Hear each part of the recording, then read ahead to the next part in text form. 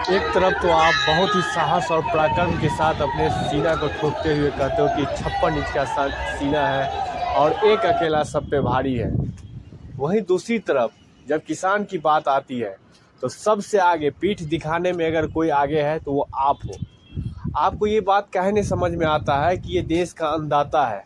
अगर इनका ख्याल नहीं किया जाएगा तो देश को कैसे आगे बढ़ाने की बात हो रही है, विश्व गुरु बनाने की बात हो रही है, ये संभव ही नहीं है।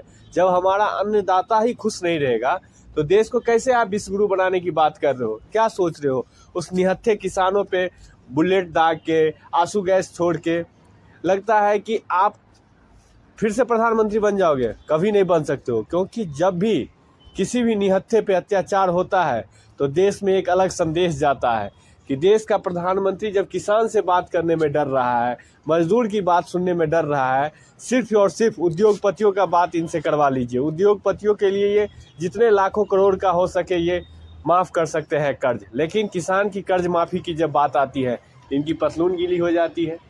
जब किसान की एमएसपी की बात आती है तो इसके मुंह में दही जम जाते हैं। अरे किस प्रकार की भारत बनाना चाहते हो? कभी हिंदू मुसलमान के नाम पे बांटते हो, कभी ऊंच नीच के नाम पे बांटते हो, कभी जाति के नाम पे बांटते हो।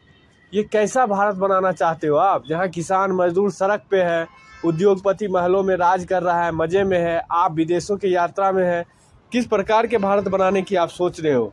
आज 100 से ज़्यादा किसान आपके बुलेट से घायल होके हॉस्पिटल में पड़े हुए हैं, बेड पे लेटे हुए हैं। इनकी जिम्मेदारी कौन लेगा? उनका बात कौन सुनने के लिए जा रहा है? आप सिर्फ मीटिंग करवा देते हो 2-3 मंत्रियों को भेजकर। इससे क्या सॉल्यूशन होगा? आपको बात करने में क्या जा रहा है? आप अपने आप को नीचे तो नहीं हो जाओगे?